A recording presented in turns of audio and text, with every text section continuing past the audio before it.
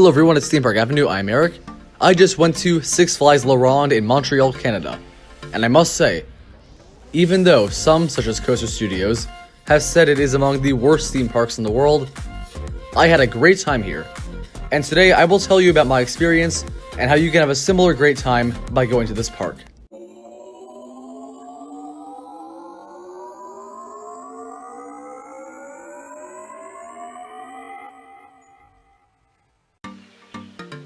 Before we get into the review, I encourage you to subscribe to the channel so you know when new theme park content comes out.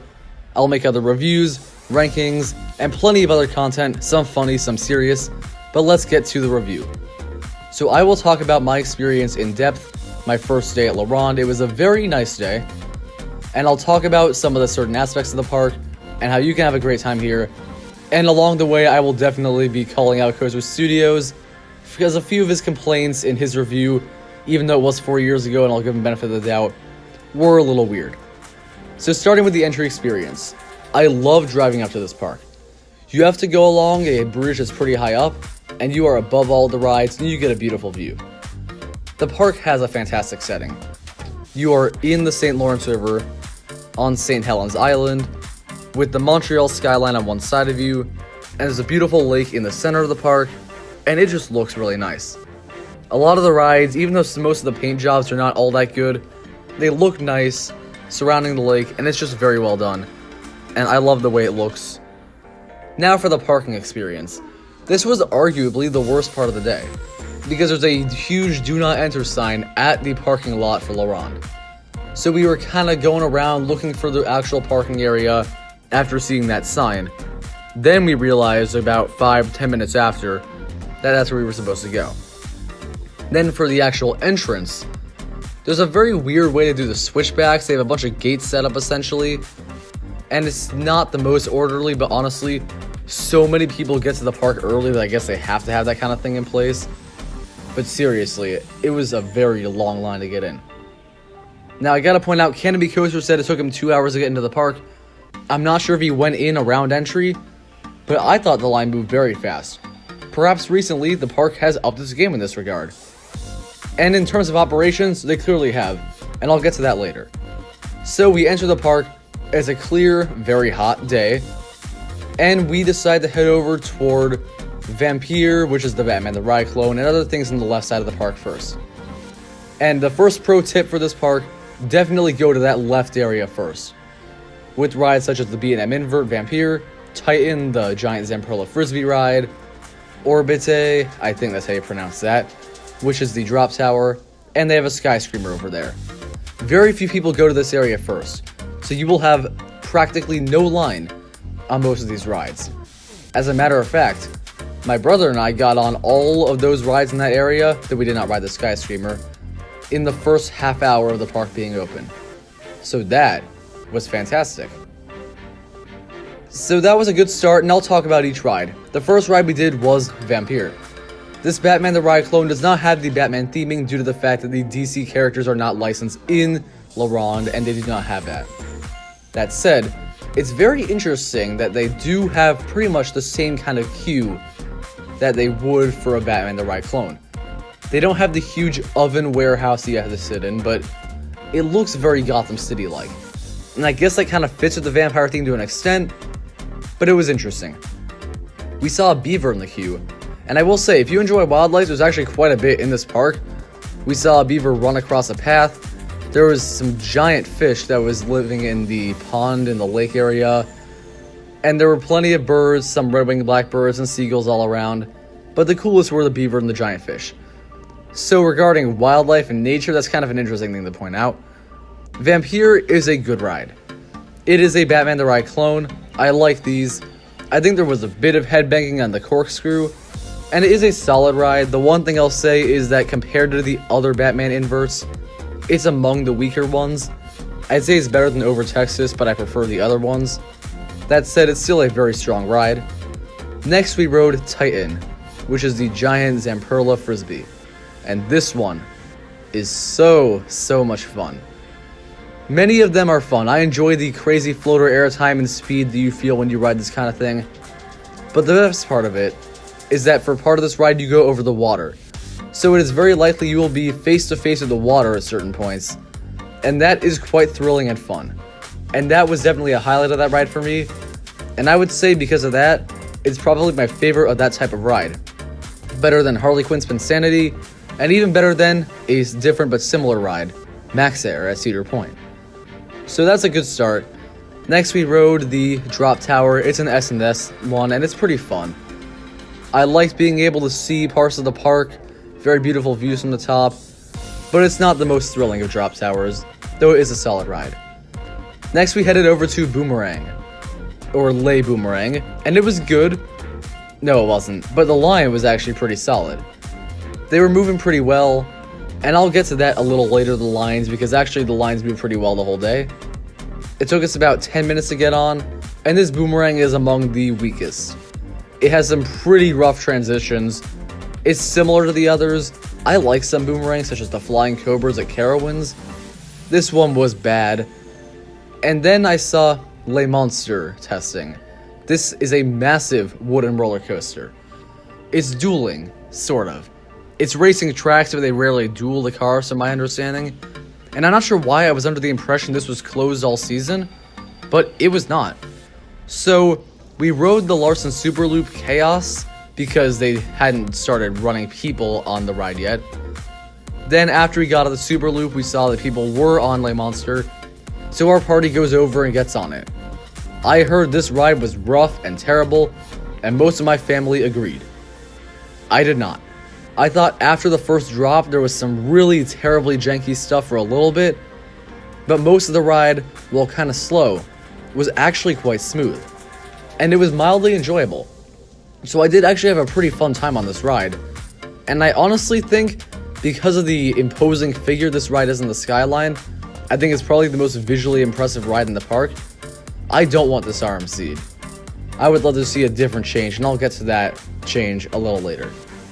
So at this point, it has been only, I'd say, 90 minutes in the park, and we have gotten on quite a bit.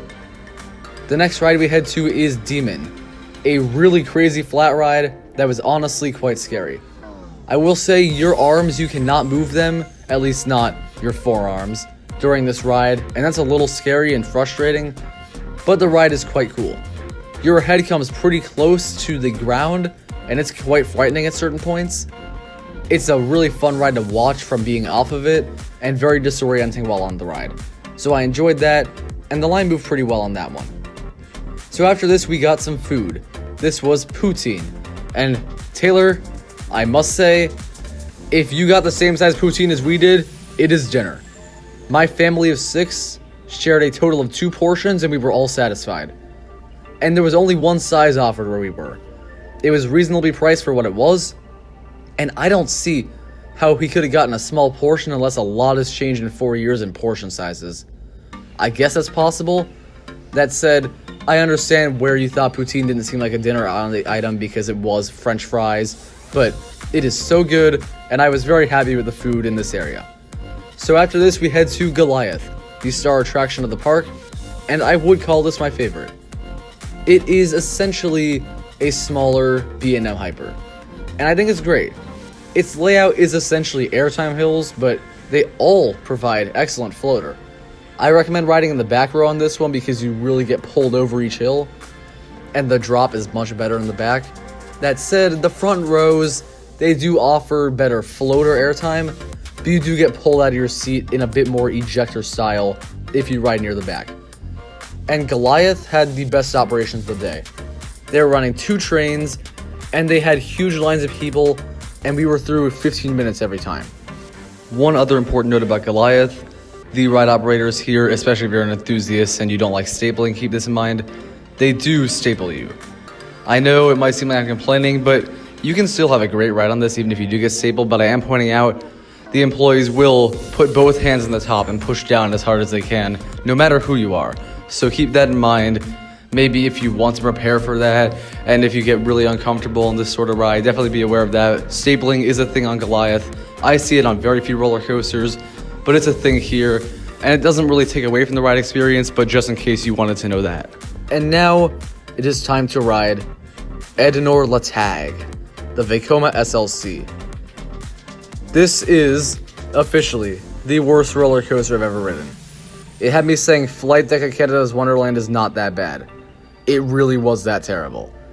It hurts every part of your body, and I have to wonder, why does this ride even exist? I assume it's because it's somewhat compact, but they put the Vampire invert before this, so why would you need a second invert, much less an inferior one? That said, the ride does have a very nice location as it's kind of over the water, and that's pretty cool. And I do like the way they did the queue, even though it's a little interesting how long a walk you have to take to get to the entrance and exit and such.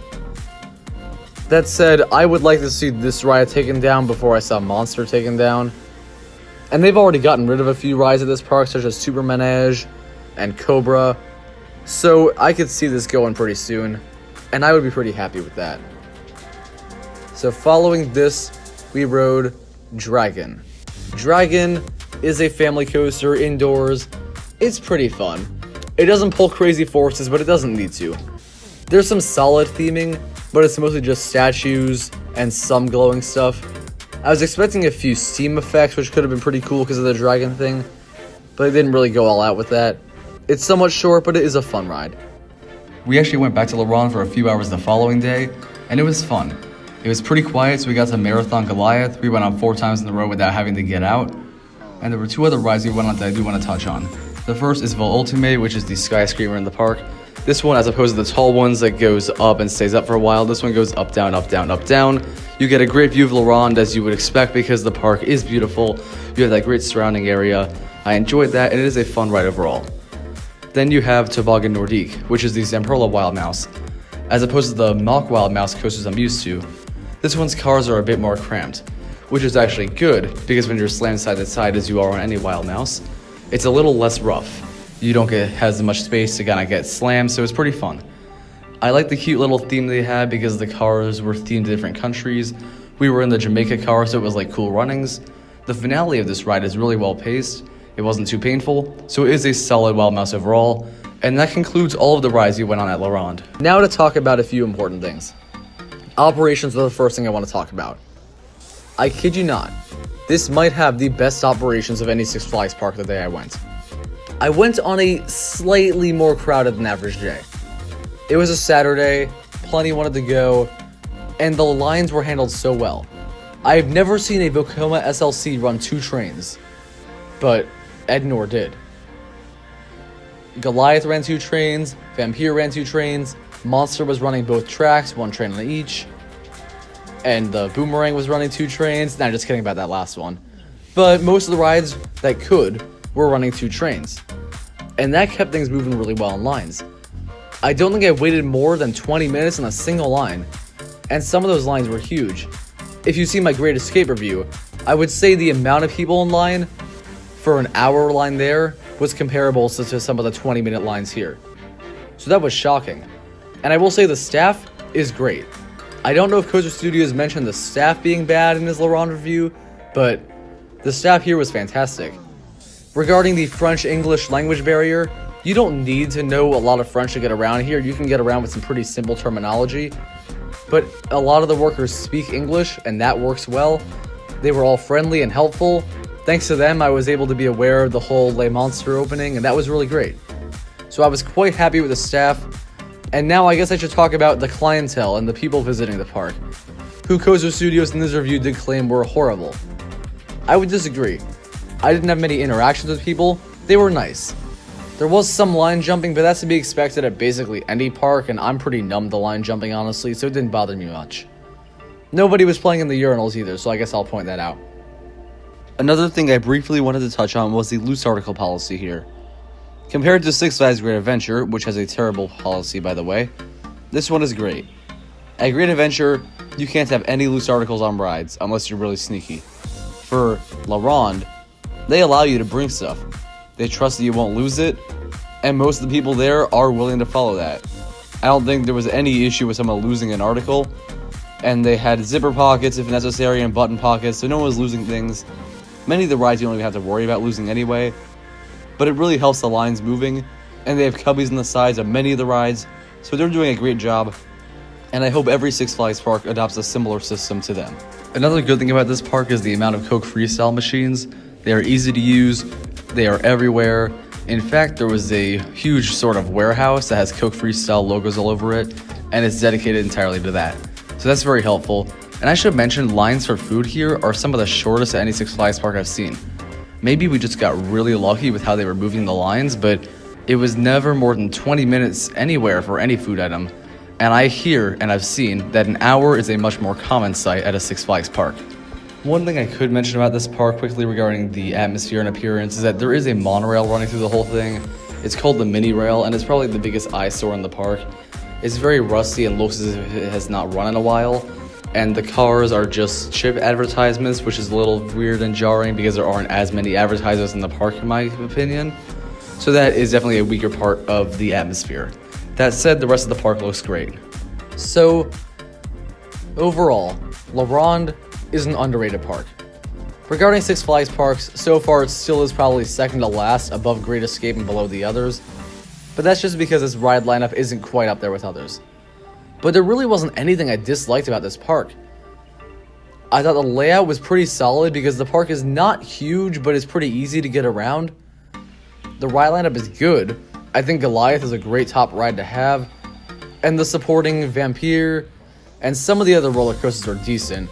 That said, I would say the third best roller coaster here, as tough as it is to say, is probably Monstre. But the flat rides do add quite a bit, because I really enjoyed rides such as Titan and Demon. The park is very beautiful. Next to Discovery Kingdom, it might be the best looking Six Flags park because of the lake, and some of the areas are nicely themed. The park is in a beautiful location, and that adds a lot to it. The food was good. The operations were shockingly spectacular. And honestly, I must give kudos to La Ronde. This park is run way better than I was expecting. And maybe I should have gone in with a better mindset. Obviously, many hate La Ronde solely because of some reviews that are on the internet, and I totally get it. There are plenty of reviews on the internet that hate this ride that are not just Coaster Studios. But I would say, definitely visit this place if you get the chance. Give it the opportunity it deserves, and you will see, if you have the kind of day I did at least, that La Ronde is a very well-run park. But remember, the tip is to go to the area with Vampire and similar over to the left first, because Goliath's line runs the fastest, so you don't really have to rush over there. And then I guess rides such as Monstre are a bit slower, so you might want to get on those earlier if the ride is running. And that is just some of my advice. Thank you for watching this review. I hope you enjoyed it. Please comment your thoughts on La Ronde down below.